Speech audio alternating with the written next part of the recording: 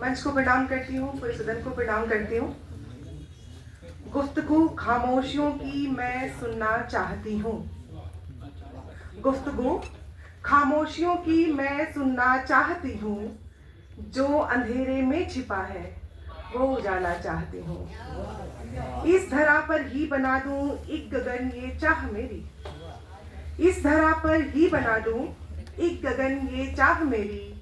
आसमां के चांद को धरती पे लाना चाहती हूँ। ये पंक्तियां हैं जिनके परिचय में संक्षिप्त मुझे कहना था, तो ये 4 पंक्तियां उनके पूरे व्यक्तित्व को प्रकाशित करता है कि जब कोई व्यक्ति ये सोचे कि चांद की चांदनी को और सूर्य के प्रकाश को लाके इस धरा को महका दे। ये व्यक्तित्व है आदरणीय मंजू सक्सेना जी का, जो अपने सुंदर स्मित से हमें प्रकाशित तो करती हैं, साथ ही साथ अपने प्रेम से, प्रेम का जो निस्वार्थ रूप है उससे हमें हमेशा ओजस्वित बनाती हैं। तो उनके जीवन के इस पूरे परिचय को मैं कुछ शब्दों में आप तक निवेदित करती हूँ, और जहाँ भी क्षमा हो, जहाँ भी कुछ त्रुटियां हो, मैं चाहती हूँ कि आप लोग उसके लिए मुझे पहले ही क्षमा दें। मंजू सक्सेना जी, जो कि अंग्रेजी साहित्य में इन्होंने एमए किया, फिर एलएलबी किया। इसके बाद इन्होंने लेखन की विधाओं में कहानी, उसके अलावा कविताओं, नज्म और गजलों की राह चुनी। कई साझा जो लेखन के प्रकाशित पुस्तकें हैं उसका संपादन किया। अगर मैं कहूँ कि अजूरी भर रोशनी को लेके इन्होंने चेतना की उड़ान भरी, मंजिल की ओर बढ़ने के लिए इन्होंने हमें भी अधिकार है कि उद्घोषणा करके अज्ञात रास्तों पे चलना स्वीकार किया।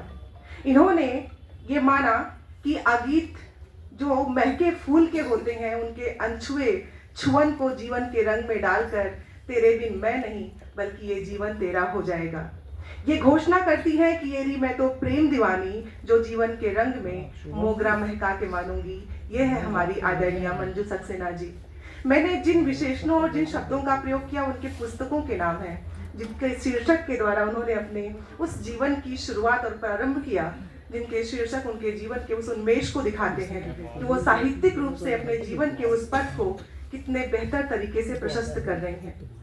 सिर्फ लेखन करना ये बहुत आसान है, लेकिन कई लेखकों की रचनाओं को साझा प्रकाशन में प्रकाशित करना, उनको देखना, उसके बाद उसको एक पुस्तक में लाना, ये सबसे बड़ा दुष्कर कार्य होता है और सराहनीय भी होता है, क्योंकि लोग लिख तो रहे हैं लेकिन उनकी कृतियां प्रकाशित हो जाएं, इसके लिए लोग प्रयास नहीं करते।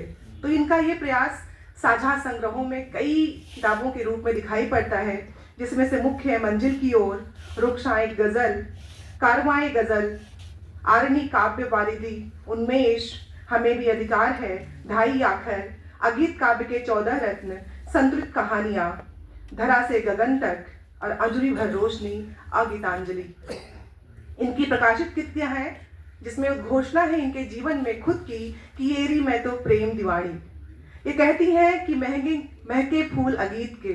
आप जानते हैं कि जिनकी स्मृति के ही वशीभूत होकर आदरणीय योगेश जी और मंजू दीदी लगातार साहित्यिक सेवा करते रहे हैं, उनके नाम पे रंगनाथ मिश्र सत्य जी की बात मैं कर रही हूँ। अगीत के जो पुरोधा थे, उनकी ही बातों को आशीर्वाद के रूप में मानते हुए आगे ले जाने की परंपरा मंजू जी और योगेश जी निर्वहित कर रहे हैं। तो मैं इसके लिए भी साहित्य जगत की तरफ से उन लोगों का धन्यवाद करती हूँ कि परंपरा आगे बढ़ रही है। इन्होंने तेरे बिन मैं नहीं उपन्यास, जिसका आज लोकार्पण हुआ है, और मोगरा महक उठा, जो उनका गजल संग्रह है, ये इनकी प्रकाशित कृतियां हैं।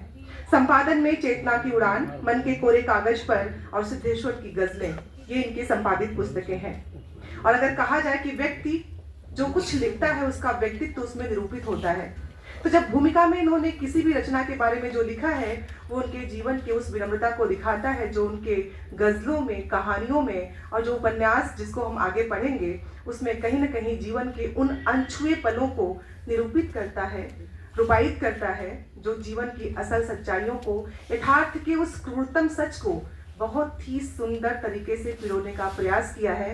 तो मैं इसके लिए आदरणीय मंजू सक्सेना जी को बहुत बहुत धन्यवाद देती हूँ, और साहित्य की तरफ से ये चाहती हूँ कि इस भवन से उनको जो अशेष शुभकामनाएं मिले उनके उस साहित्य यात्रा को, उनकी साहित्यिक यात्रा को और यशस्वी बनाए, और उनका लेखन यूं ही अनवरत चलता रहे।